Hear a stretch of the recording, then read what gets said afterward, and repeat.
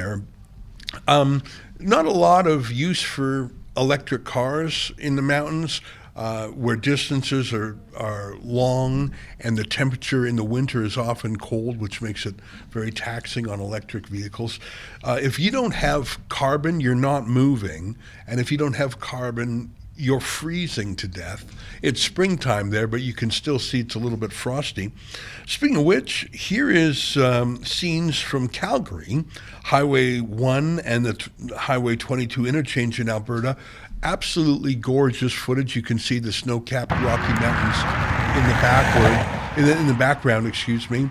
Looks like, again, I'm getting vibes of the trucker convoy from 2 years ago. They're flying the Canadian flag. Look at that. I think I know exactly where that is. It's sort of a parking mustering area just outside the city. Frankly, I think that's on the way to Banff, if I understand where this was taken. Doesn't that look like fun? I bet you some of these folks participated in the Freedom Convoy 2 years ago, and really it's another form of freedom. Back then, it was our freedom of association, our freedom of our bodily autonomy, freedom to not have our lives dictated to because we were or weren't jabbed. The lockdowns, the rules that you couldn't attend a funeral or a wedding, you couldn't have more than a half dozen people over for Christmas dinner, those insane rules. That, and in the end, the vaccine mandate for truckers, which launched the Freedom Convoy. The fact that so many Canadians are on the edge of financial disaster now with interest rates skyrocketing.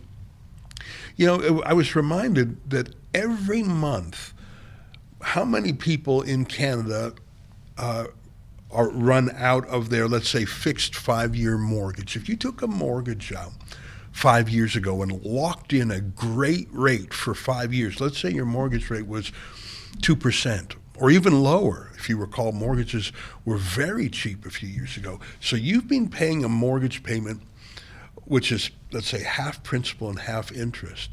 But now your fixed rate is now going to jump and you have to renew. Well, interest rates are double what they were when you bought your house. And so every single month when, I don't know how many hundreds of thousands of Canadian families finish their fixed term for their mortgage, now their mortgage payment is $1,000, $1,500, $2,000 more, especially in cities where housing is so expensive to begin with, like Vancouver and Toronto. And yet Justin Trudeau insists on jacking up carbon taxes by 23%. There's already tremendous inflation and a phenomenon called shrinkflation. That's a made-up word, of course, but what it means is to try and fake it that they're not raising prices. Companies are selling smaller amounts of food, for example, for the same price. So they'll still sell you a steak for $15, but now it'll be this small instead of this big. So between inflation and shrinkflation and mortgage rates going up and the price of housing because of Trudeau's out-of-control immigration, for him to raise taxes 23% today on carbon is absolutely insane. Our friend Sheila Gunn-Reid has footage from the Alberta-Saskatchewan border. Here, a tax protest convoy is rolling from Saskatchewan to Alberta at the border. Let's take a look at what our friend Sheila Gunn-Reid caught earlier today on camera. Look at that. Are you not getting those trucker convoy vibes again? What does that one say? Rip, rap, topsoil. Okay, that's just a morning. That's just a company's rig. I wonder what kind of a vehicle that is. That doesn't look like a police vehicle. There's a Trump flag. You gotta love it. That's an anti-Trudeau flag. Excuse me. I thought it said Trump. It said F Trudeau. Hi. Those are pretty popular flags. These are good people. What does that say? CO2 is the gas of life. Exactly right. It's called plant food. What does that one say? You cannot tax people into poverty to change the weather, and an upside down flag, end the carbon tax. Isn't that true? We hear a lot about misinformation and conspiracy theories. Have you ever heard anything so insane as thinking that if we will just pay 23% more in this particular tax in Canada, that's going to change the weather? What? That is not science. That is disinformation. But how many mainstream journalists say it? Hey, let's go to our next clip. It's our friend Efrain Oswaldo Flores Monsanto. He is in Hamilton, Ontario. He published this footage of, he calls it protesters against the Liberal NDP carbon tax. He's very wise to call it that, because without the support of Jagmeet Singh, Justin Trudeau could not govern the way he is. Hamilton is a working class city, the steel mills there. But if you know anything about steel mills, you know how carbon intensive they are. You cannot make steel without coal. I don't know if you know that. You can't make it with solar power. You can't make it with wind power. You need the extreme heat that only coal can provide. You cannot make steel without coal. And by the way, if you've ever driven through Hamilton, maybe you're driving on your way down to Niagara Falls, you pass this mighty industrial heartland, and if you were a critic, you might say it looks like the land of Mordor in Lord of the Rings. Like there's smoke and there's fire and there's steel. Imagine being an NDPer for the working classes, i.e. for the steelmakers, and being against carbon and wanting to tax carbon. By the way, I saw a poll the other day that the majority of union workers in private sector unions support Pierre Poilievre. So obviously they're not buying into it. Here's video from Efron earlier today. Let's take Axe the tax. F. Trudeau, I tell you, whoever came up with that flag concept, F. Trudeau has made a mint. Axe the tax. Oh, there we go. You know, I love the fact that they've got the Canadian flags, and I say that because if you're as old as I am, you remember 1995 when there was a referendum in Quebec to separate. And the Liberal Party pretty much co-opted the Canadian flag and said, if you're for Canada, you're a Liberal, vote for us, etc. It's a very close-run thing, that referendum, by the way.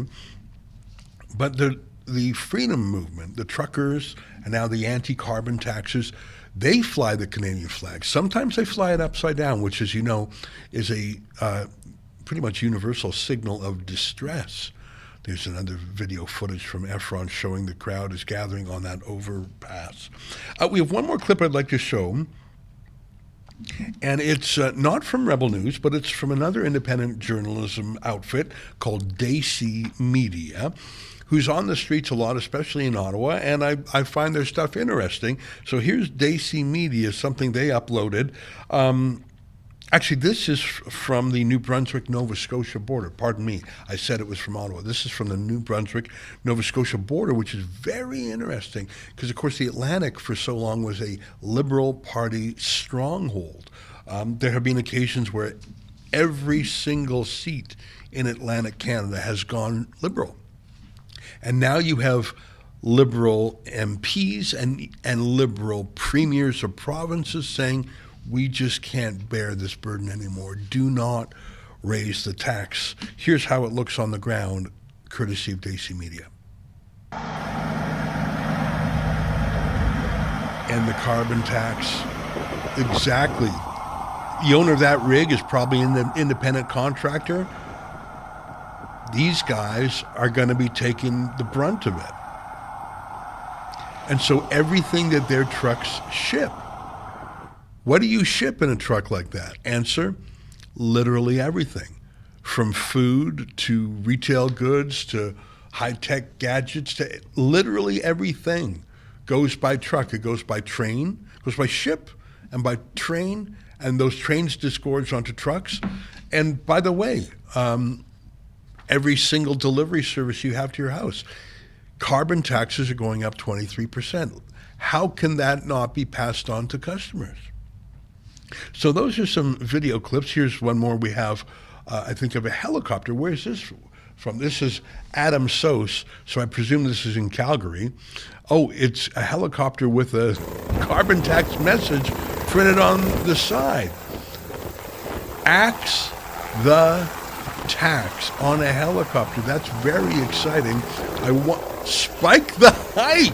Well, those are, as you may know, the two mottos that Pierre Poilievre has used. Look at how much fun is that? I wonder if those are some of the lads who flew their helicopters up to the Whistle Stop Diner to show support for the restaurant in Mirror, Alberta, that wouldn't shut down. I know a couple guys came in by helicopter to patronize that restaurant a couple of years ago. I bet it's the same guys because they're freedom lovers. Here's another clip from Sheila Gunn Reid. Let's take a look at it. This is also from the Alberta-Saskatchewan border. Let's take a look. It looks like it's turning into kind of a festival situation. Looks cool out there, but it's obviously warmer than the minus 20 that was at Coutts during the border protests there, or Ottawa. That looks fun. People brought snacks and drinks, proudly serving the Midwest. And okay, that's just a corporate sign. Looks like a barbecue's kicking off. How much fun is that? And how real and grassrootsy is that? We showed you earlier one pro-carbon tax protester who I think was Deanna Sharif, professional shit disturber, to be candid. Compare that to the real life community spirit style of that. Even if it's sort of a crappy hot dog, they always taste better because there's that community spirit, that friendly neighbors, almost like a potluck. Hey, looks like we've got some more video from Alexa Lavoie from Parliament Hill. Yeah, let's show that. Now, you're going to have a few professional protesters for the carbon tax, but I don't know a single human, like normal person, who's for that, unless you have some angle, unless you're paid to say that. What normal person says, yeah, I want to pay more taxes? Brother, if you want to pay more taxes, go ahead and do it. Don't make the rest of us. You know what? This is the vibe. I was there for, I think, 2.5 days during the original. Oh, look at that. That's the tax. Yeah, go. You give it. You. Right on.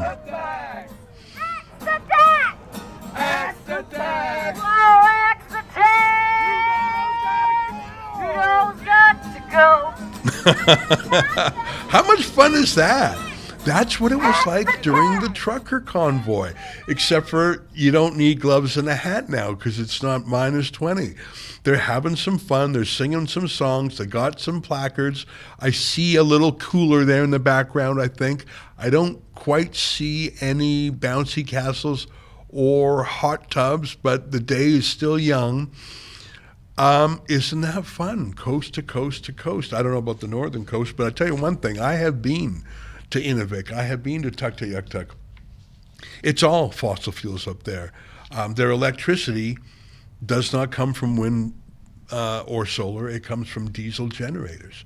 And without fossil fuels, it simply would not be habitable up there. I'm having fun looking at these videos that are here's one from Angelica by the highway. I know exactly where this is. This is where you head on out to the mountains.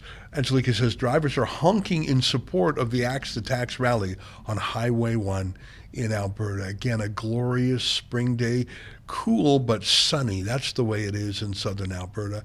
How much fun is that? Of course, they've got the Canadian flags. People love that spirit. They were inspired by the trucker convoy 2 years ago, and I think this is, they want to recapture that spirit. Yeah, don't be shy. Feel free to put through more videos. Is this a new one here from Sheila? Here's one from Sheila. Let me read. She says, some of the video of the staging area for the tax protest on the Alberta-Saskatchewan border straddles both sides of Highway 16. Some guys are blaring Metallica in the distance. Laugh out loud, very prairie. Let's take a look at what that is like. And pump up the sound if we've got some Metallica going on. Don't you wish you were there? I mean, I'm in Toronto at our studio. I mean, I like it because it's home, but I wish I were there. I feel like I'm missing out.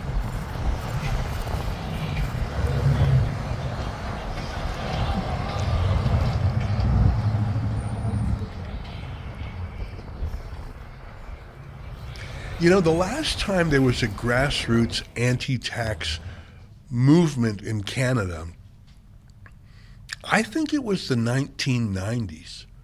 I think it was to get to get taxes down in some way. Maybe it was a GST focused thing. Yeah, I think it was. Remember, there was Brian Mulroney brought in the GST, and the Liberal Party of Canada promised to scrap it.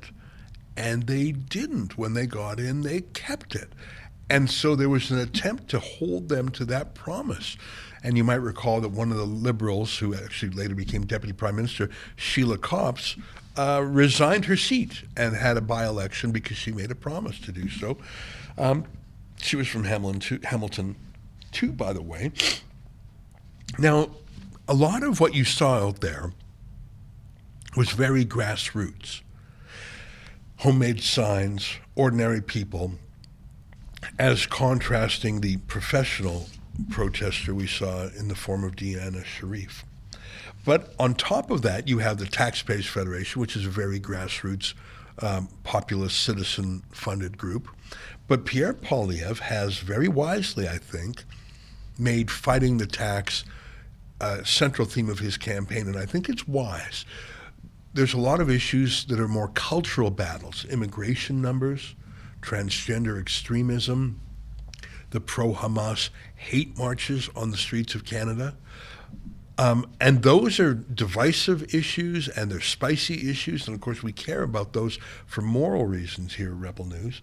But most people in Canada, if they think about those issues, it's not as a central fact of their life. Most people have not had their life affected by the Hamas hate marches. The Jewish community has, but if you want something that touches every Canadian, especially young Canadians, trying to get their start in the world, trying to buy a house, trying to move out of their folks' house, trying to get ahead in life, trying to keep up with inflation, this is the issue. This and housing prices, and Poilievre has just absolutely made the Liberals and their new Democrat coalition wear this, and I think it's very wise.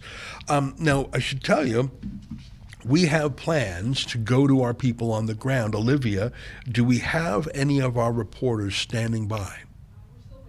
We're still waiting. Okay, so let me know as soon as we have those folks. We do have, like I say, Alexa Lavoie in Ottawa, Drea Humphrey in Nanaimo, Angelica in Calgary, and Sheila Gunreed in Lloydminster, which straddles the border between Saskatchewan and Alberta.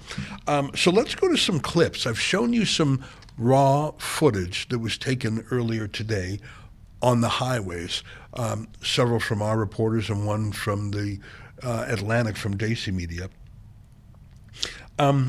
Pierre Poilievre had a huge rally in Edmonton recently. Over 2,000 people. He claims it was 3,000, probably somewhere between 2,000 and 3,000 people there. And the provincial premier, most provincial premiers are against the carbon tax. In Alberta, Premier Danielle Smith is vehemently against it and has been leading the charge against Trudeau's environment minister, the extremist Stephen Guilbeault. So Danielle Smith showed up at Pierre Poilievre's federal Conservative rally. Here's Poilievre introducing Premier Danielle Smith. Take a look at that. That's the first clip of Poilievre introducing Danielle Smith at the Axe the Tax rally in Edmonton. Take a look.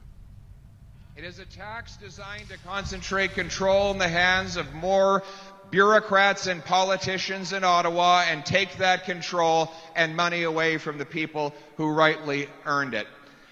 It is part of a broader destructive agenda of big government and small people that impoverishes the citizen to the benefit of the state. But the good news is, across the country, we are seeing an outbreak of common sense.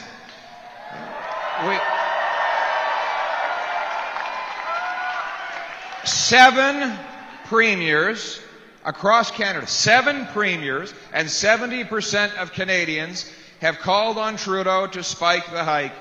But they wouldn't have had the courage to do it had there not been a trailblazer leading the way in your common sense Conservative Premier, the great Danielle Smith. Give her a round of applause.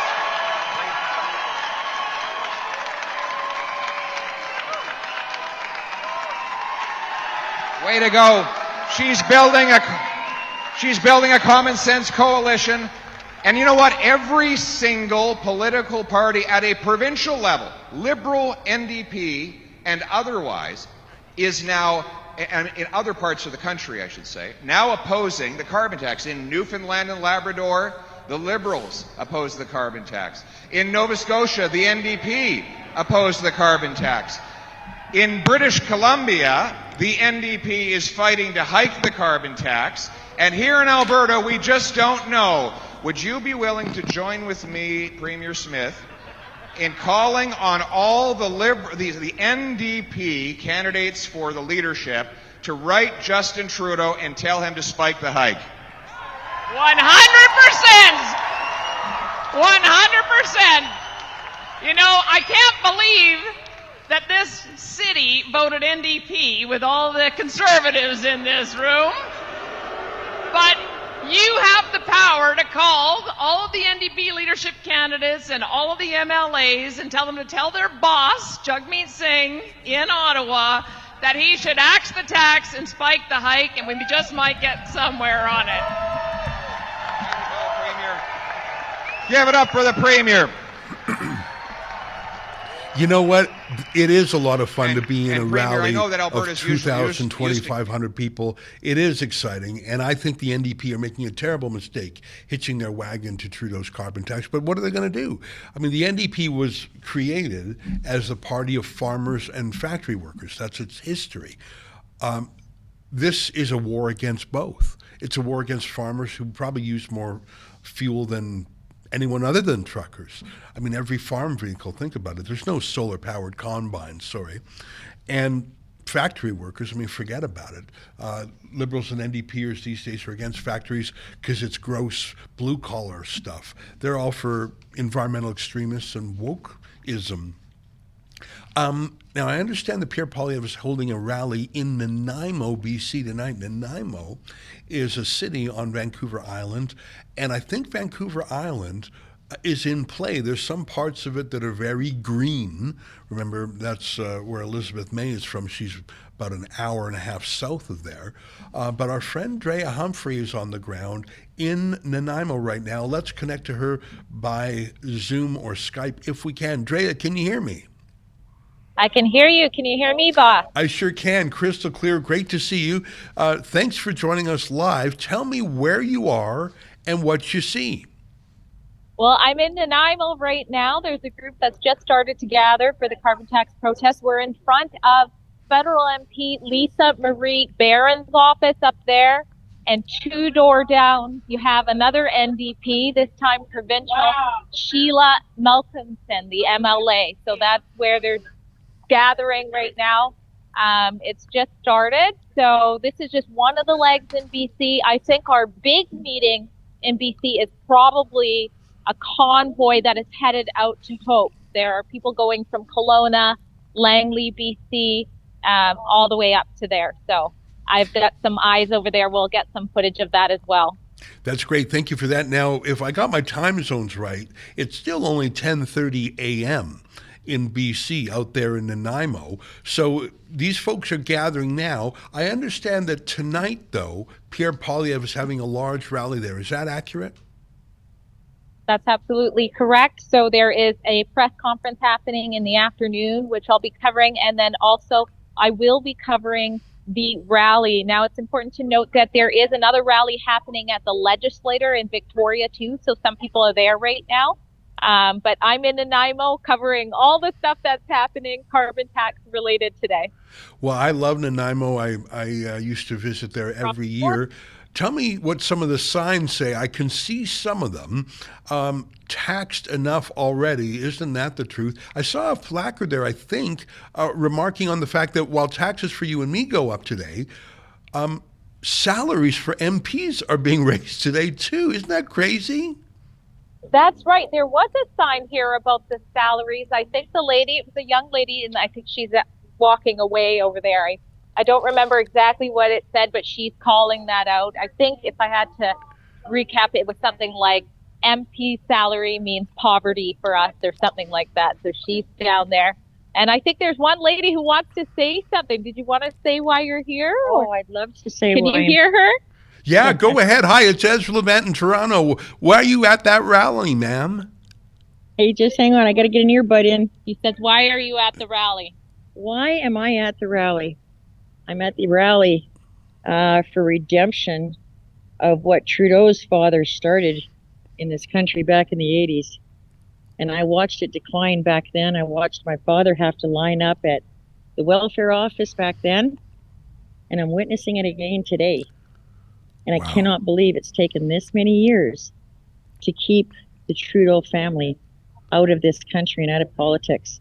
It has to stop. We as Canadians have got to raise up a backbone and start to fight. We can still be a nice country.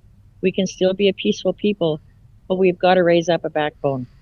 Wow, very powerful. Thank you for sharing that thought with us. I appreciate that. Yeah, you're welcome.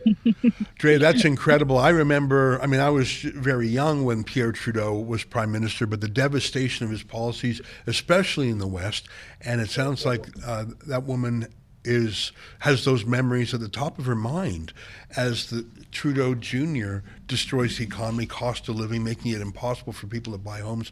Very moving, and frankly, I got the chills there because I was not expecting that answer.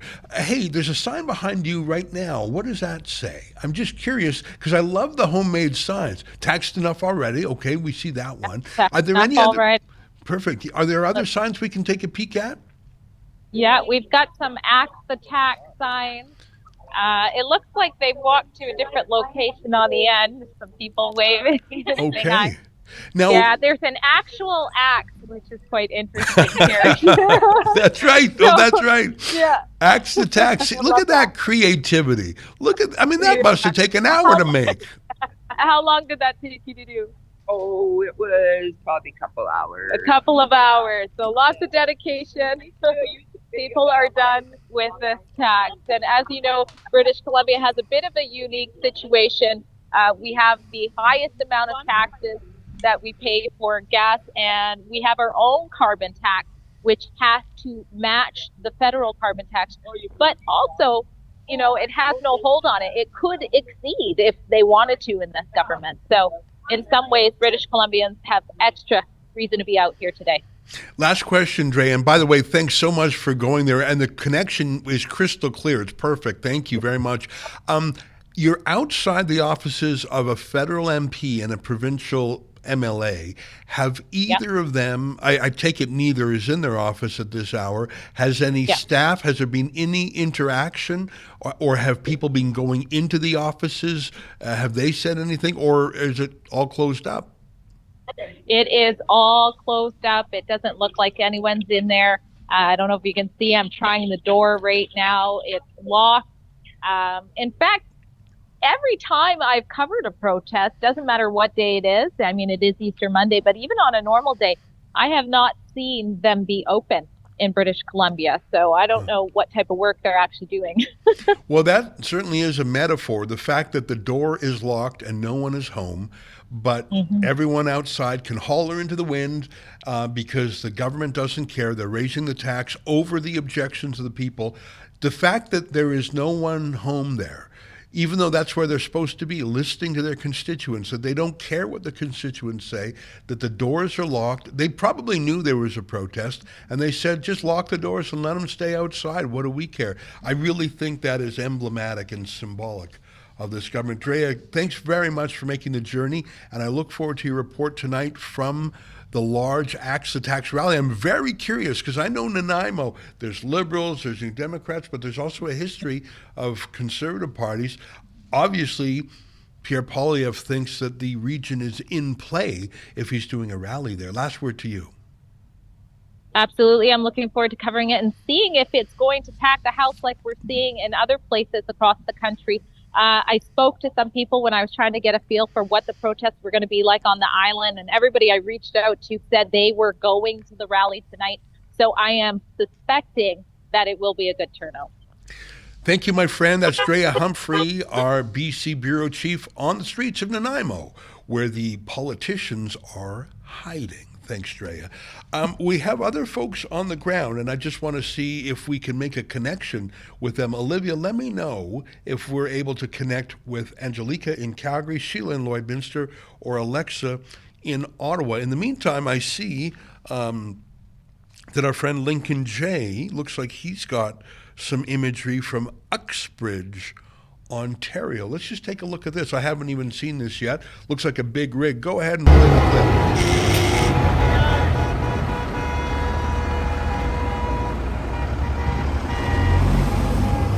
Tax to tax.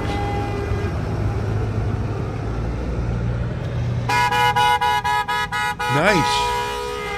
Oh, and there's a farm rig. Carbon taxes, higher grocery prices.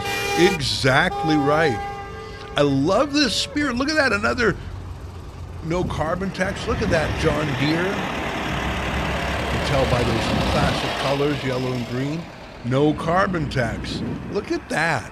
I love seeing the agricultural support. That reminds me a little bit of the Coots, Alberta protest. You had the truckers, but the farmers were actually the backbone of that protest. Look at those. Yeah, there's that big rig again. Well, that's I think that's courtesy of our friend Lincoln J. Isn't that interesting? All right, Olivia, you'll let me know if we make a connection with our other reporters on the ground. And I'm just looking through our live stream Slack channel to see if there are other clips. Was there an extra one there from Alexa Lavoie that I see 32 minutes ago in Slack? Did we see that one yet? I'm looking at Slack. Maybe she's gone ahead and tweeted it. I think we've seen some of those. It's in Slack. I'm not sure if we played the one in Slack from. Yeah, that's the one right there. Let's just take a look at what that one is. I'm curious about Ottawa because, of course, that was the most dramatic location for the trucker convoy. And also the police there were the most abusive, shooting people, guns, beating people. That's really where the Emergencies Act was deployed for Trudeau's vanity. I'm not sure if we have any reports of police abuse yet today, but it wouldn't shock me because, again, these anti-tax rallies embarrass Trudeau, and that's really what he hates the most. Go ahead and play that clip if you can. You know what you need to do? So that's outside the Chateau Laurier. Oh, it's quite a group. Spike the Hike, Axe the Carbon Tax. Looks sort of fun. That looks like a good group. I recognize that journalist there, Donald, I think is his name. Good stuff. Well, you know what? I like the fact that this really is happening across the country. The numbers are not as large as the trucker convoy, but we've checked in Ottawa, Uxbridge, Nanaimo, Lloydminster, Calgary, Nova Scotia, New Brunswick. I think we've got another Alexa vid. Let's go ahead and play this one. Yeah. Protesters are arriving. Remember, it's still early across much of the country. It's 1:40 p.m. here in the Eastern time zone. But out west, where we were just chatting with Drea, it's still only 10:40 in the morning. All right, well, while we wait for word from our correspondents on the ground, Olivia, I see in the rundown of clips we have, one where Trudeau accuses the premiers of lying about the cost of the carbon tax. But again, he's got to pick a lane. Like I say, if you think about the carbon tax from the Liberal point of view, if you actually take them at their word, and remember the father of the Liberal carbon tax was actually Stéphane Dion, who was the environment minister under Jean Chrétien. He was briefly the leader. He ran against Harper in 2008, and he called it the green shift. He said tax carbon and rebate it on other stuff to get people to shift their behavior. He was very candid. The whole point was to punish the use of energy. Well, that's what Trudeau, he says, put a price on carbon, a price on pollution. But why? How does putting a price on pollution, as if a tax is a price and if carbon dioxide is pollution, but taking him at face value, how does that change the weather? Well, the thinking behind it, the Liberal thinking is, if we make using energy punitive enough, you'll do less of that stuff. So if we make food expensive, you'll eat less of it. If we make heating your home more expensive, you won't make your houses warm in the winter. If we make travel more expensive, you won't fly or drive as much. The whole idea of the carbon tax is to change behavior. So for Trudeau to say, oh, don't worry, you actually get more money back, that's not only not true, that's not the point. The whole point is to be punitive. Here, let's take a quick look at that Trudeau video, and then we'll go to Sheila Gunn-Reid, who I see is standing by. Play the Trudeau vid. Mr. Prime Minister, you keep telling Canadians the carbon tax program is revenue neutral, but you have the opposition and a lot of premiers saying it's costing them money. Do you think you're losing the communications battle here? The facts matter. The premiers, Conservative premiers specifically, are misleading Canadians. The Conservative opposition in Ottawa and Pierre Poilievre are not telling the truth to Canadians. The Parliamentary Budget Officer himself says very clearly that 8 out of 10 families across the country do better with the Canada carbon rebate because we have put a price on pollution. It is more money in the pockets of families right across the country at a time where more money is needed, and it's concrete action to fight climate change at a time where we're seeing the impacts of extreme weather events, floods, fires, droughts. Conservatives are ideologically opposed to fighting climate change, to making polluters, even big polluters, pay.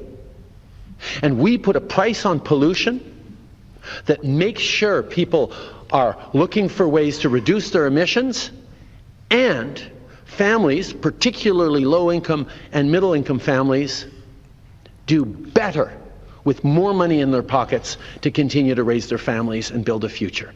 That's what our price on pollution is all about, and that's what the Conservatives, politicians across this country, are trying to mislead Canadians about. What a mishmash of things. So you're going to be doing less polluting, which is what they're trying to do here, less carbon dioxide emissions. I refuse to accept that that is pollution. But on the one hand, he's saying we're going to get people to use less energy. But on the other hand, they're going to get more money from this? What, if they don't heat their home or something?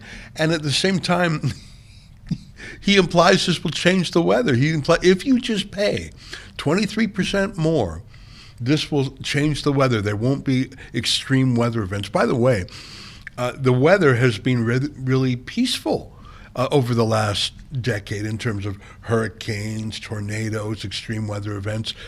There have been fewer than ever, actually. But he's engaging, I'm not even going to call it disinformation, sort of a climate cult, like sacrifice a virgin to the volcano and the volcano won't erupt or whatever. Like, he's literally saying if Canadians pay 23% more in taxes, the weather will change. That's what he's saying. Let's go to our friend Sheila Gunn-Reid, our chief reporter, who is live on location at the Saskatchewan-Alberta town of Lloydminster. It's a very interesting city. It actually straddles the border. Sheila, great to see you. How you doing out there? Yeah. Nope. I don't know if you can hear me over the horn honking and the wind. It's cold. We've been here since 7:45, but there are a few hundred people here. There's trucks. It looks like Canada Day behind me with all the flags.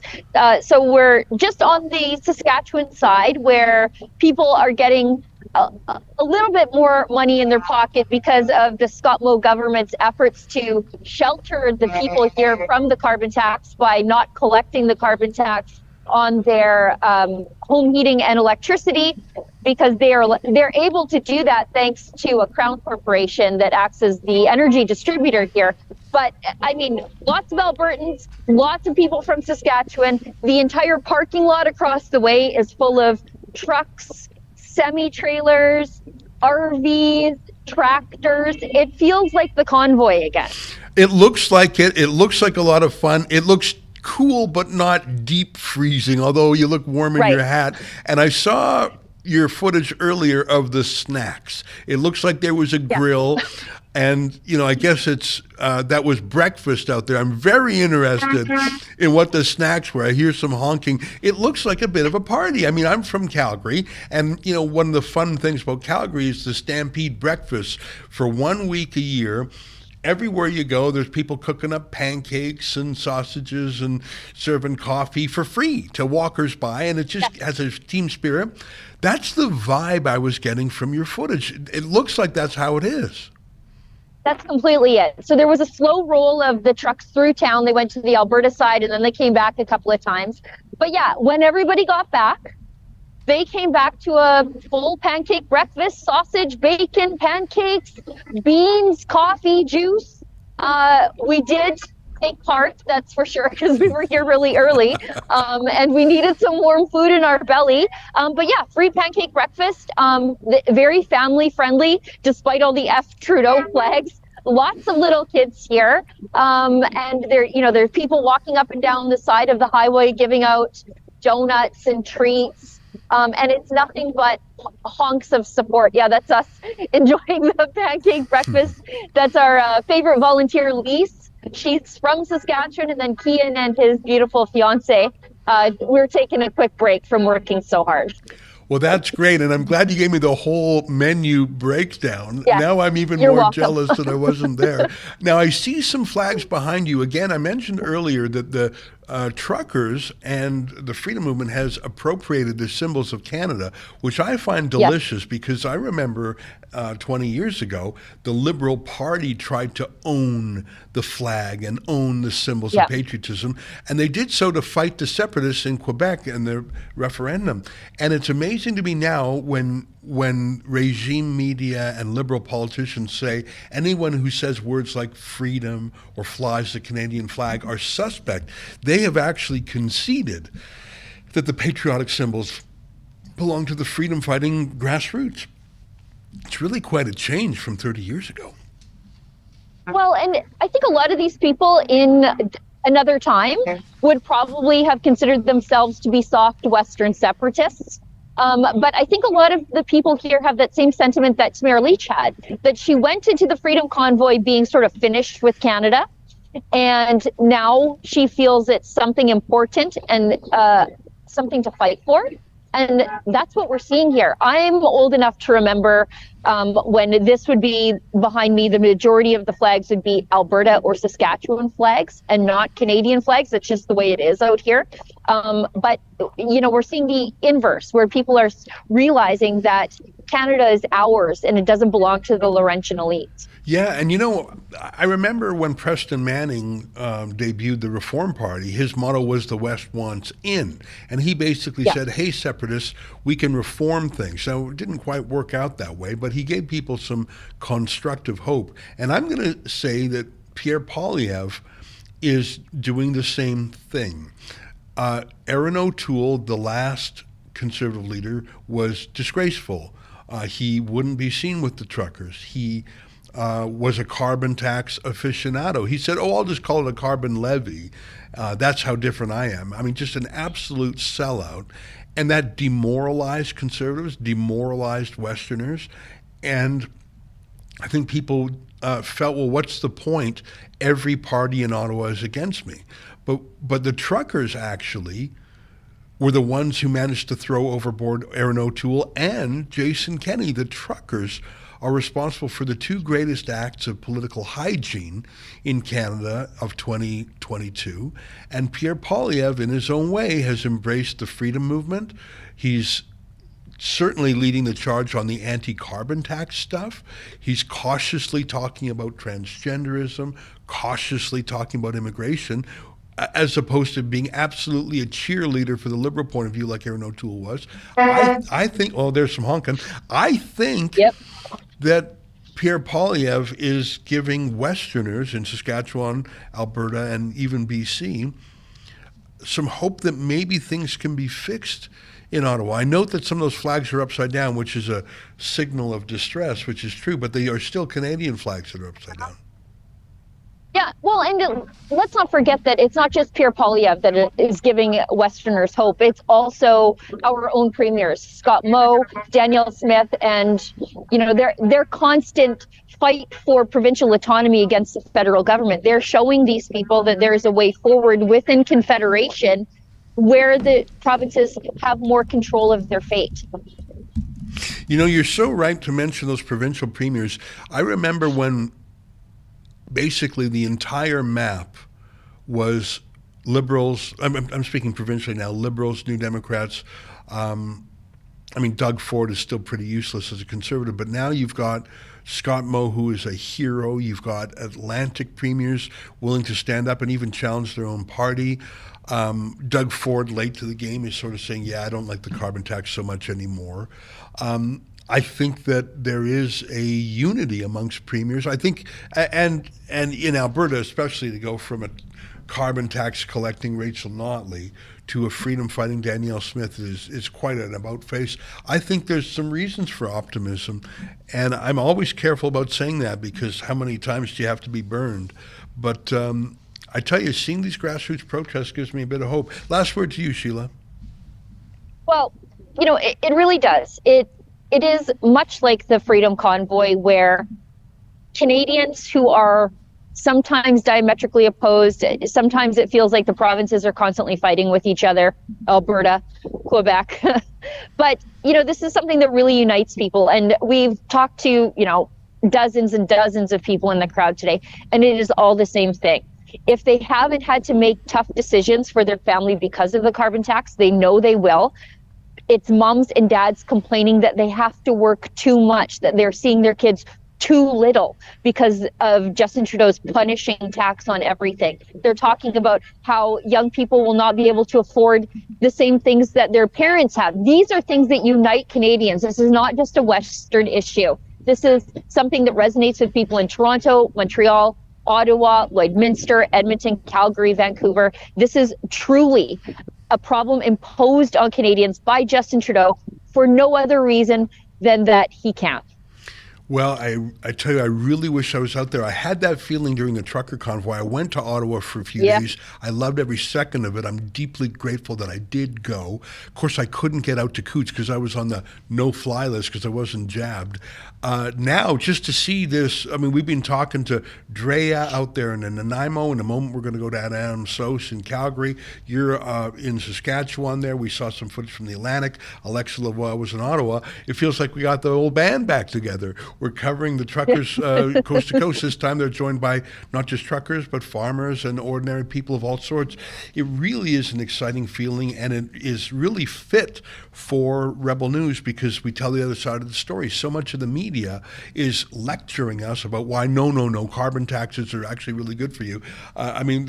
Just an astonishing story in the CBC about how experts say the carbon tax is good for you. Or experts. Who's an expert in my own life other than myself? No, you're wrong. Experts say this is really good. This is just the regime media all over again, just like they were during the truckers. Yep. Just no, you guys are wrong. You guys are January 6th insurrectionists. You're probably violent.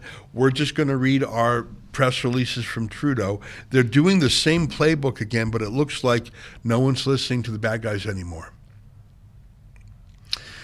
Sheila, it's great to see you. It looks like our camera froze there a little bit, although I think we were pretty much done chatting with Sheila. It's great to see her out in the field. And like I said, I'm a little jealous that I'm not out in the field too. I understand that our friend Adam Sos is on location in Calgary. Olivia, let me know if we're ready to chat with Adam. Of course, Calgary is... Oh, we've got some footage from... I can't hear you through my ear. I'm just hearing you through the wall. But go ahead. If we've got some footage from Adam, Adam's based in... Oh, it looks like we've got some drone footage. Oh, yeah, let's show this for sure. Okay, some snow on the ground. Well, there's a lot of vehicles. This looks like it's that Highway 1. Oh, maybe this is from the helicopter. It's from there. I can hear the chopper. You know what? I bet those are the good guys who flew up to the Mirror, Alberta Whistle Stop Diner in helicopters. Okay, so you can see that's sort of the... Looks like there's a lot of vehicles parked in that little turnoff, and you can see all the people on the side of the road. Makes me slightly nervous that they're standing near traffic, but it looks like the vehicles are slowing down. You know what? I'm not going to be a safety Karen, but it makes me slightly nervous that they're standing on the side of the Highway 1 like that. Here's some footage of the city itself, and I don't suppose that that's the convoy there in the center. I don't think it is. That just looks like a beautiful shot of Calgary. I grew up in Calgary, and one of my favorite things was the cold, sunny days in the winter. Oh, here, looks like Adam is ready in front of the helicopter. I want to know more about this helicopter. Let's see if we can go live. Adam, great to see you. Thanks very much for being on location. I was looking at that helicopter. Are those the good guys who went up to the Whistle Stop Cafe by helicopter to patronize Chris Scott when he was attacked by the government? That's right. In fact, when they posted these pictures on social media, Chris Scott immediately said, "Are you coming up for a burger?" This is also the helicopter that we went down. We did some coverage of the Freedom Convoy as well as the Coutts sort of border protest. So we've been very fortunate in a friend who has this helicopter, the Rebel Copter, as we lovingly call it. But as you can see, emblazoned, Axe the Tax. On the other side of the helicopter, you have Hike the Spike. They were working all weekend to get these decals done, and it looks incredible. People have been waving from the ground. It's been pretty great. Did you actually go up in the Rebel Copter? I remember we gave it that name when we had that special mission. I knew it. I thought these guys have got to be the guys. I met them. They're great. They're real. Yeah. You know, they're frisky, fun-loving, troublemaking Albertans, which is the kind you gotta love. Did you go up with them today? Every time, yeah. Are you serious? You were up there? Oh yeah. That's my footage. Yeah, the tweets you're showing there, that's me filming.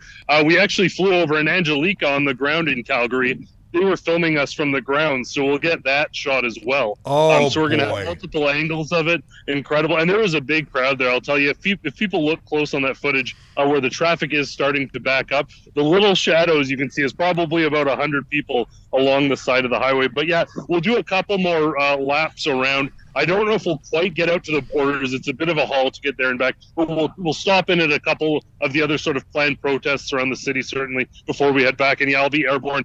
We stopped to fuel up the pilot for a quick bite of lunch. That's why I can join you without the choppers deafening us. But yeah. Well, that's great. And of course, you know, helicopters don't fly on, you know, pixie dust or solar. They fly on fuel. Everything that moves relies on carbon. Everything that keeps us warm relies on carbon. So, but I know those guys from their support for the Whistle Stop Diner, and I am delighted to know. I forgot that we called it the Rebel Copter when you were in it. And you did sort of a mission down to Coutts. That's amazing. Well, please pass on my personal regards to those guys. I have had the pleasure of meeting them, and it's wonderful to have an Air Force like that. And as I was saying earlier, we did have a clip of one professional protester pro-carbon tax, but I just don't think any severely normal person would say, I don't think I'm paying enough for fuel. I mean, there's no one in favor of this, is there? No. Well, and the reason that this helicopter is out today is because he is a business owner. He has a major construction company, and he even commented in an interview that we'll be sharing at stopthecarbontax.com that the reason he's doing this is because the surcharge on the fuel today is nothing compared to all the construction vehicles that he's fueling. Furthermore, maybe not everyone owns a business, but normal people just trying to heat their homes, just trying to get by, well, those folks are struggling. And that's ultimately, it's the same thing as the pandemic protests. Severely normal people simply trying to live their lives and the government making that impossible. That's, again, what this protest is all about. Yeah. And of course, in some ways, we are able to detect the carbon tax directly in our own lives. If we get a fuel bill, if we get an energy bill. But of course, embedded within everything we buy at a store is the cost of getting it to the store. And if it's food, the cost of the farm equipment to grow it. So this really is an everything tax. And I'm delighted to see this national uprising. I haven't seen a good national anti-tax protest in more than 20 years, and it is a pleasure to see it again. Last word to you, Adam. You know, I think the thing that I would just like to comment here, and if it's a little bit boring and political, I apologize. Lots of people are commenting on the fuel tax going up and saying, why aren't you criticizing that? Well, frankly, I would criticize that, but the difference here is that is a sort of market-linked, oil price-based thing that isn't being added to our costs. So when oil prices change, that sort of price changes, it goes up and down. That is a different thing altogether, and that's based on a plan sort of economy, a planned budget for the province. Adding to that this carbon tax that nobody wants, nobody needs, nobody voted for, and now it's not just the people standing alone, it's 7 provinces saying enough is enough. It's a different conversation altogether. So for folks making that comparison, let's just cut it out. Let's focus on the real new tax, this hiked carbon tax. Got it. And you're talking about an Alberta-specific measure that yes. I understand. All right. Well, listen, Adam, great to see you again, and I'm delighted that you are with the Rebel Copter, as we called it back then. I'm sure they have a nickname for it, too. Thanks very much for giving us those airborne shots. That's amazing. Thanks so much. Appreciate it. All right. There you have it. Adam Soos from the Calgary area. I knew it when I saw that helicopter. I thought, I bet I know who that is. All right. Well, let me just check with Olivia here, who is our producer who's managing this live stream. I've been very encouraged by it. I'm in high spirits. It's reminding me of the happy times of the Freedom Convoy. Now, those were sad times and dark times and tyrannical times and authoritarian times, and in many ways. When I say the happy times, I mean the happy consequence of enough Canadians standing up and saying, we are going to, in a peaceful Canadian way, push back. That is the happiness that I'm feeling again here. I mean, obviously things are dark, economically in particular, and they're about to get worse. And Trudeau is going to destroy many businesses and make it very hard for a lot of families. I just saw statistics that Canadians are actually spending less on food in recent months. It's not because Canadians are suddenly less hungry. It's because the cost of food is rising. So these are dark times. But to see the happy warriors across the country go out and speak up is so encouraging. And I saw a statistic the other day that nearly half the Liberal MPs have indicated that they will not run again. I think they see the writing on the wall. Now I see that our other Calgary correspondent, Angelica Toy, is ready to join us. Is she ready yet, Olivia, or do we need a few more minutes to connect with her? I didn't quite hear that because you're not coming through on my 1 minute. Okay, so we'll go to Angelica in a minute. Oh boy, here's something. I mentioned before about how I saw those people on the road and it made me nervous because I know this highway. This is the highway to Banff, from Calgary to Banff. It's Highway 1, as it's called, the Trans-Canada Highway. And cars go down there. I think the speed limit's 110. And a lot of cars go 120, 130, let me tell you from personal experience. So they're putting out pylons. They're reducing it by, it looks like they're reducing it by 2 lanes. Would you agree with me? That's what it looks like. Angelica says, breaking, Axe the Tax protesters have blocked a lane. So maybe one of those is, maybe there's only one lane being blocked and the other is sort of an easement there. But I was wondering when I saw those people on the road, it made me a little nervous, but traffic was slowing down. I see we have Angelica on standby now, wearing her rebel hat and a nice warm coat. Angelica, great to see you. What's the temperature like there? I hear the honking horns, so it looks like it's warm in spirit. Is it chilly out there? Hi, Ezra. Supposed to be 11 degrees. I'd say it's just a bit under, but it's definitely brought the crowd out considering it's not minus 20. So yeah, that's been great.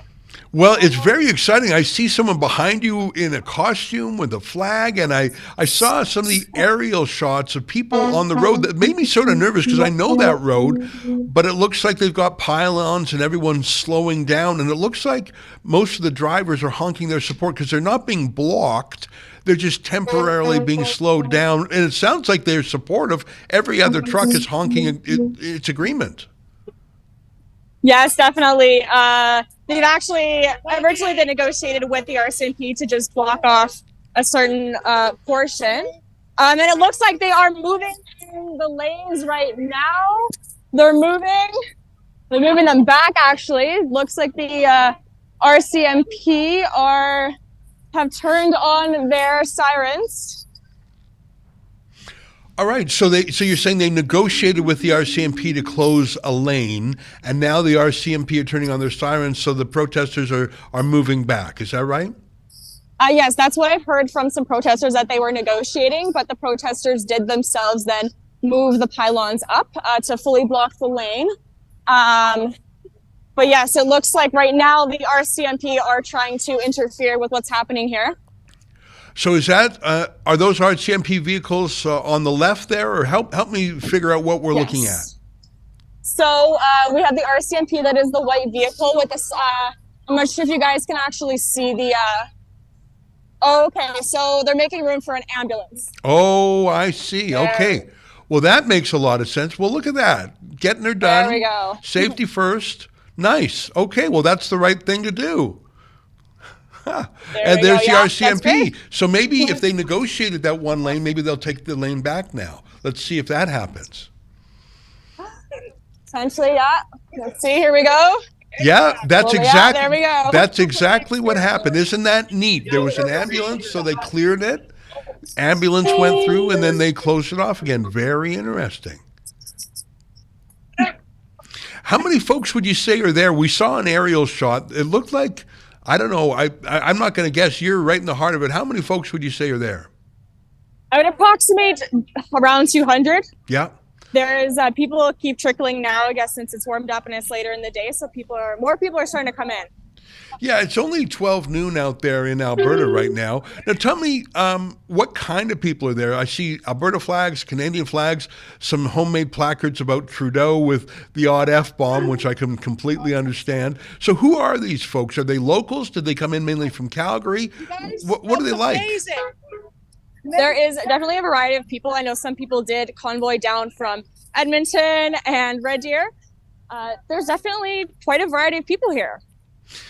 And I see some guys. Are there any families there, or probably being by the side of the highway is not the best place for a kid to be? I don't see any kids. There were some kids, I think, up in Lloydminster where Sheila was. What's it like there? Is it just sort of adults? The majority are adults, but I have seen some kids and some families. There was actually a kid earlier. They set up an axe the tax place where kids can like throw axes. And Fun. They have like a target done. So some kids have been playing with that. That's great. So basically, the police are watching over things, but they're not making any moves. They're not arresting. Have you seen any tickets being handed out, or even parking tickets? I haven't seen any of that taking place, but I did stumble upon two RCMP officers speaking to a woman earlier. And as I approached them with my camera, they asked me to step away. So I did get that on camera. Hopefully we can add that to the report. That's about it so far. Right. Now, you don't want to obstruct police, but you have the right to film them as long as you're not interfering with their work. You know, the RCMP, it's always a good idea to give people the benefit of the doubt and treat everyone with respect. But I think the RCMP have shredded their reputation given their misconduct in Alberta during the COVID lockdowns. And obviously we don't want you to get in any trouble. We wouldn't want you to be arrested. But just because a cop says don't film me, that's not how we roll. And you know that because you've been a freedom fighter with Rebel for years. Definitely. They only stop us from filming when they don't want us, the public to know something. So yeah. All right. Well, listen, keep up the great work. It's very exciting to hear all the horn honking, and it's very interesting to see how it's one lane that's blocked. Is it just one lane that's blocked off? Is that right?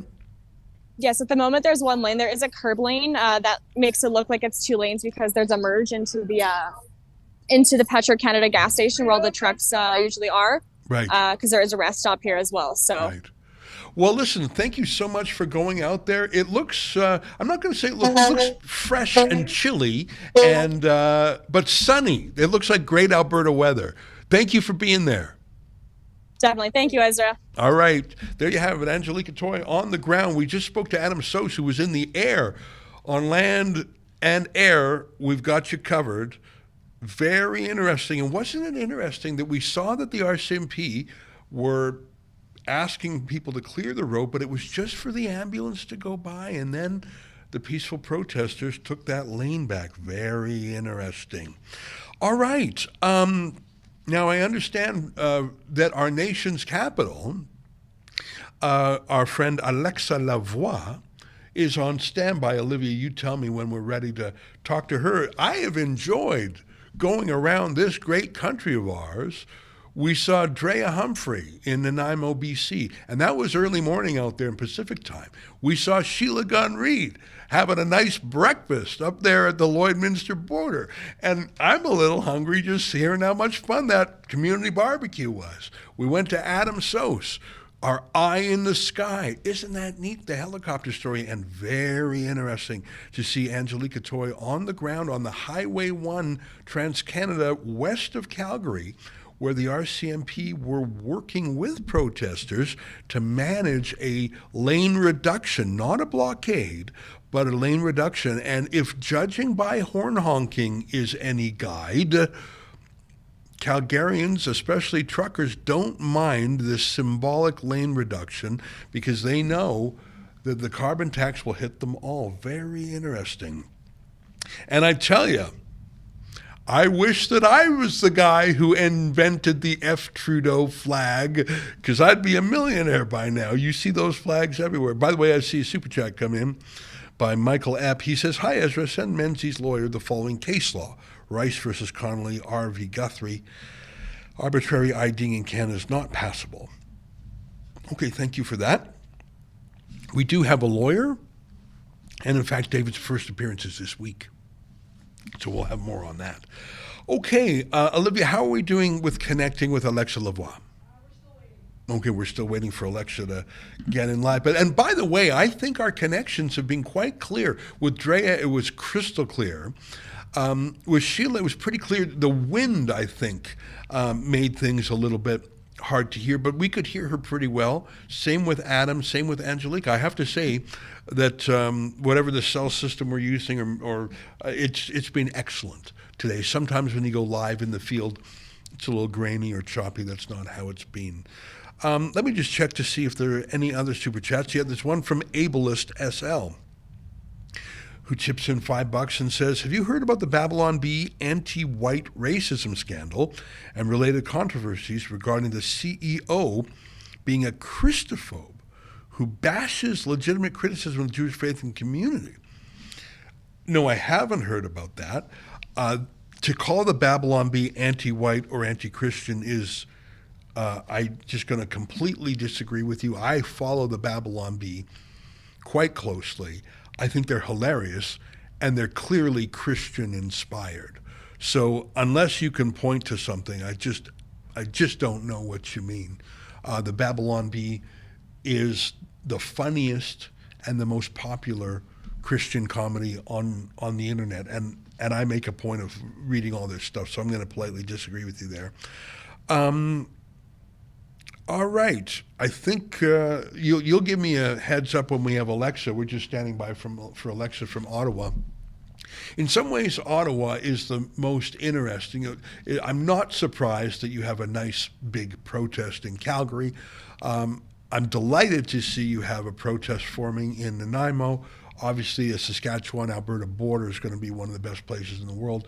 But how is Ottawa, and more importantly, how are authorities in Ottawa responding? We have footage from the St. Catharines overpass. So back to Ontario now. Let's take a quick look at this. Trudeau must go with the Maple Leaf in distress. Looks like people on both sides of the overpass. Lots of homemade signs. On that side, it looks like dozens of people, and it's tough to tell on this side. I think it's safe to say there's 100 protesters on this bridge. Jailbird, I love the homemade art. That's the thing about conservative or freedom-oriented protesters. They typically don't have a prefab placard printed for them by some professional organizer. They make their own. You know what? I've attended dozens of protests in our time, and you go to a left-wing protest, you ask people, what are you here for? What do you stand for? They often clam up. They're afraid they don't know what to say, and they say, talk to her, she's a spokesman. Talk to him, he's a spokesman. They don't know because they're just a rent-a-mob. That's the left-wing professional protester side. Whereas conservative or populist or freedom-oriented people, like you go to any of the COVID lockdown protests, you ask people, what are you here for? They'll talk your ear off for an hour. They know exactly why they're there because they thought about it, because they're not professional protesters. I'd say the same thing here. Every single person at these protests knows exactly why they're there, and they made their own signs because it's from the heart. All right, I see out of the corner of my eye that our friend Alexa Lavoie is now joining us via Skype, and I see behind her one of the buildings of Parliament. It looks like she's on Wellington right now. Alexa, how are you? Can you hear me? Yes, I can hear you, Ezra. Well, it's great to see you, and I see that you're walking with a group of people. It looks like you're walking east on Wellington, and behind you is the West Block and the Wellington Block, if I'm getting the names right, and you're moving east towards the Center Block. How many people are there, and have they shut off the road? It looks like you're on the road. Have they closed the road? So they closed one side of the street for now, but it seems that now they have closed both sides.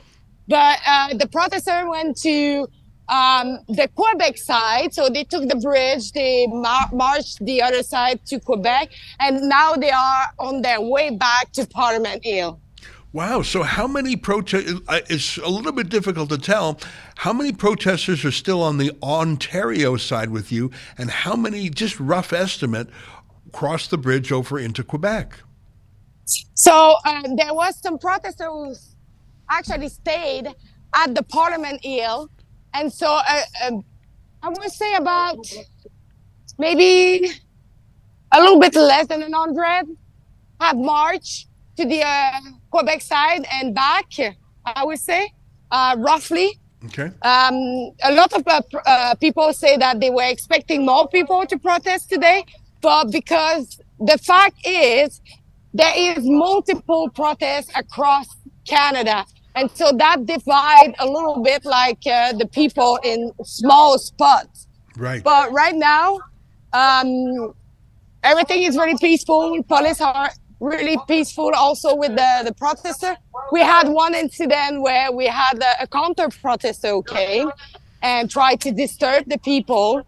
She was actually a pro-carbon tax. She was saying that this is actually good for people and it's profitable for Canadians. So far, now we are coming back. We just arrived at Parliament Hill. Right. And people are slowly arriving. Now, I let me ask you this. Are police allowing you onto Parliament Hill? I can see Center Block and the Peace Tower behind you. Are you allowed up there? Yeah, so because I think it's Chris Darcy, he did the demand for being on Parliament Hill starting at 11 a.m., having the rights to use speakers and also flags. So right now there is no interdiction of anything. And so it's why the police is not bothering nobody with either like speaker, or you see like there is megaphone Right. and loud noise. I see some police, I think, behind your shoulder wearing those police liaison vests. Are those police officers? I can't quite tell from where I am. They are police liaison. Yeah. So we have on the ground RCMP, Ottawa Police. There is also the Parliament Hill officer, and they are a liaison police. It's so interesting to me that they've closed the road. What kind of signs are you seeing people hold up? I imagine, I think I saw Axe the Tax as one of them. That's a great slogan. It rhymes. Are there other creative slogans or even other subjects, other issues that people are protesting at the same time? Yes, I saw also a sign mentioning the raise that Justin Trudeau and the MP will get today. So they are increasing income to Justin Trudeau and the MP. Right. And so a slogan was mentioning that since that the citizen is getting poorer, but the elite, the bureaucrats are getting richer. There is also sign about children, protect the children, and there is, I would say there is all kind of like sign. We have, by the way, we have farmers, we have fishermen that are on the ground protesting the carbon tax. That is actually interesting to mention. Isn't that interesting? Now, one last question. You were on the streets of Ottawa for us as one of our team covering the trucker freedom convoy 2 years and 1 month ago. And it was very interesting. And one of the things that made me feel so great about that were the number of Quebecois truckers and others who came to Ottawa. And it proved to me that Canadians of all backgrounds believed in freedom. Are there Quebecers here today, or as you said earlier, are they perhaps at Quebec-based protests in Hull, in Gatineau, in Montreal, in Quebec City? Do you hear any Francais being spoken on the street today? There is few Quebecers. A lot of Quebecers are really disappointed to not see more of them, especially because I have the impression that Quebecers feel that they are exempt from that rise of carbon tax. But the thing is that sometimes they don't really think that in every goods we will be impacted by the federal carbon tax. Right. And so there is just I would say, I saw some people who speak French, but I need to say that some people from Ottawa speak both languages. Right. So I don't know exactly where they are coming from, but I met some people from Montreal and some people from Gatineau. So I know there is some Quebecers here today. Right. Well, it's very exciting. I don't know if you know, Alexa, but over the last hour and a half, we've been talking to our reporters, Drea Humphrey in Nanaimo on Vancouver Island, BC, Sheila Gunn-Reid at the border between Saskatchewan and Alberta, Adam Sos and Angelica Toy from west of Calgary, including in a helicopter. So we've had coverage from different, we've picked up other footage from the Atlantic. So it's been a very exciting national movement. We've had footage from, I think, St. Catharines, if I'm remembering, and Hamilton. So really, if you count up all the cities, and of course we're not everywhere, but I'm so proud of our Rebel team for being out on the streets. I'm excited because I feel that same democratic rebellion, that peaceful rebellion that I felt 2 years ago. This time it's about financial freedom, whereas 2 years ago it was about personal freedom.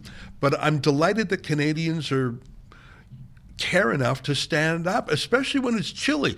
What's the temperature like there in Ottawa? I see you wearing a nice warm coat.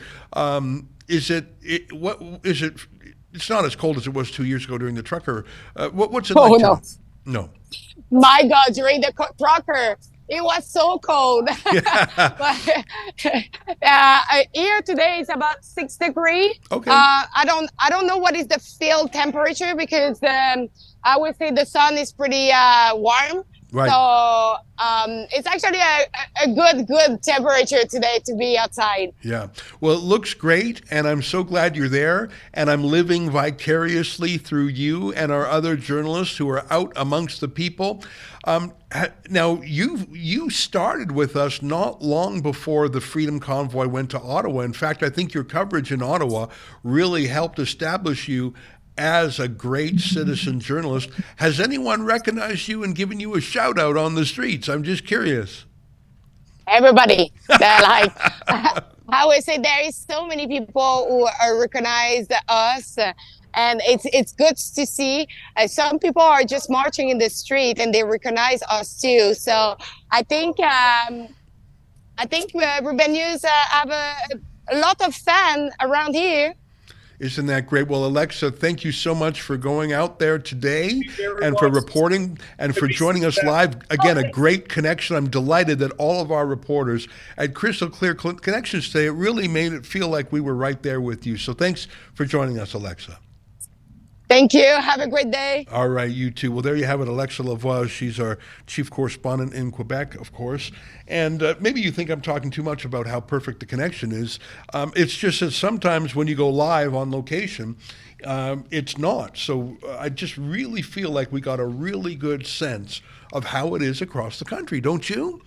And obviously the numbers are not as enormous as they were during the absolute crisis of the lockdowns. I mean, that was a civil liberties bonfire, the worst in a generation, and the country had reached the boiling point, and it was actually a miraculous working class led freedom movement, completely peaceful. It was really, I don't think in the rest of my life I'll see anything as amazing as the trucker convoy was. But this has those same vibrations.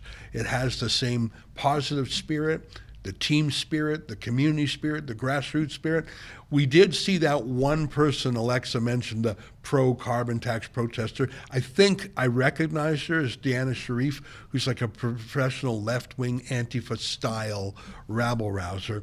So I don't even think that counts. We saw real people standing up against Trudeau, up against the tax, and quite a few places made the same, like we saw Drea mentioning the sign about the salary hike for the MPs, and we heard Alexa mentioning that too. It is not lost on people that the same day they raise taxes on the rest of us, they give themselves a pay raise. Very interesting. Well, I think, we do have another reporter on the ground in Lethbridge, Alberta. I refer to my friend Robert Krajcik, who is down there covering the trials of the Coutts 3, which starts tomorrow. In fact, I'm going to be heading out there myself for the first day in court. I'm not sure if we'll be able to get Robert soon enough. Is he still some time away, Olivia?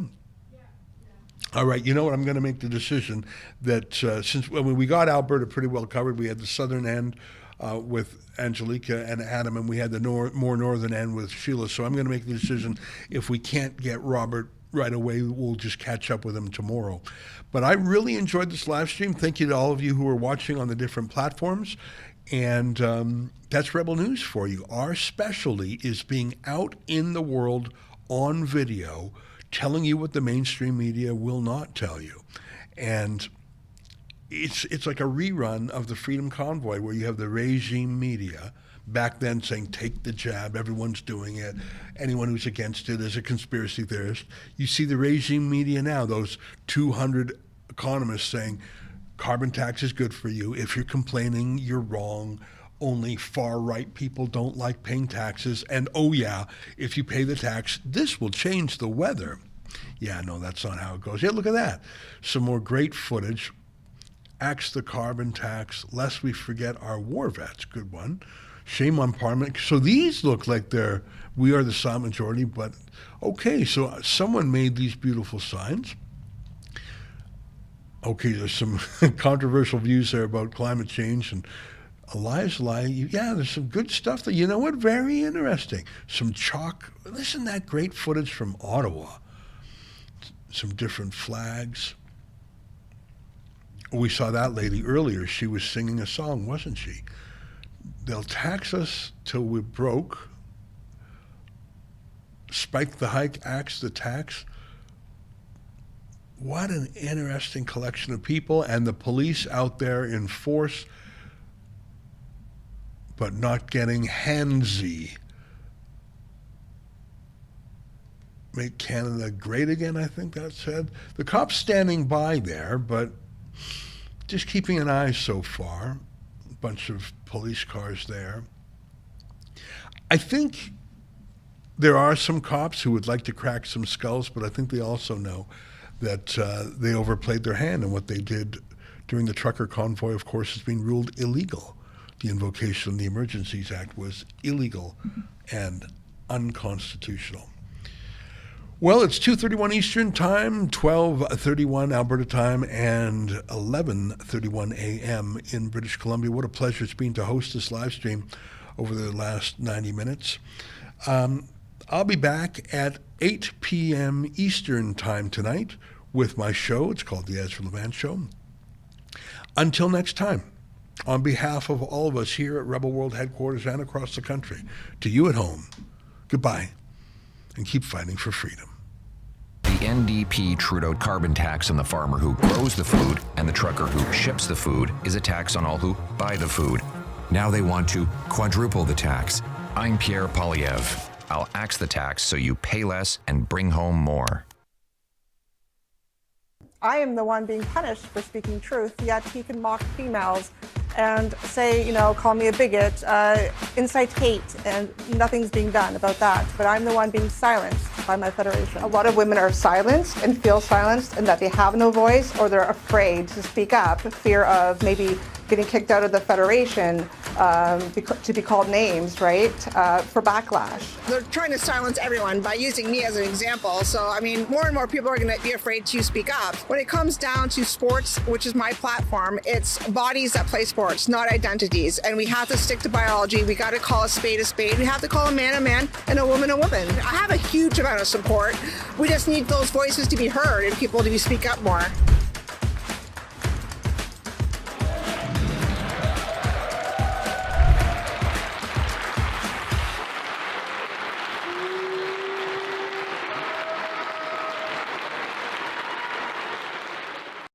Folks, it's undeniable that our rights and freedoms are under attack. But how can we know what rights we're losing if we don't even know what rights we already have? It's Freedom Passport's mission to educate people about their rights and freedoms.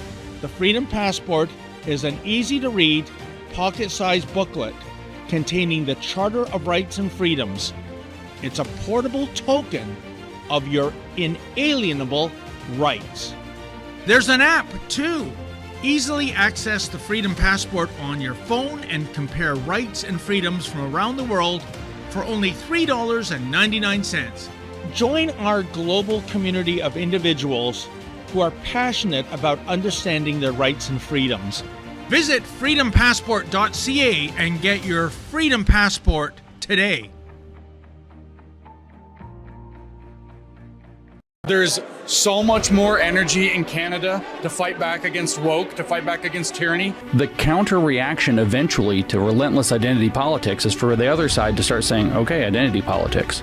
Right or wrong, what it does is it creates more of itself. And it's like it's contagious. These tyrannical regimes weaponize the idea that people think they're the only one who doesn't go along with everything, right? And so they're ashamed that they're not good enough to get it. If they don't buy in, they're going to get excluded. They know that the axe comes for them, and so they're going to do anything to stay included. That's the psychology of inclusion. That's the word, right? People are waking up and saying, oh my gosh, what's really going on? And a lot of them are getting answers, and a lot of them are figuring it out. They cross the uncrossable line. They mess with our kids. We've heard from Sikhs, we've heard from Muslims, we've heard from Christians, we've heard from atheists.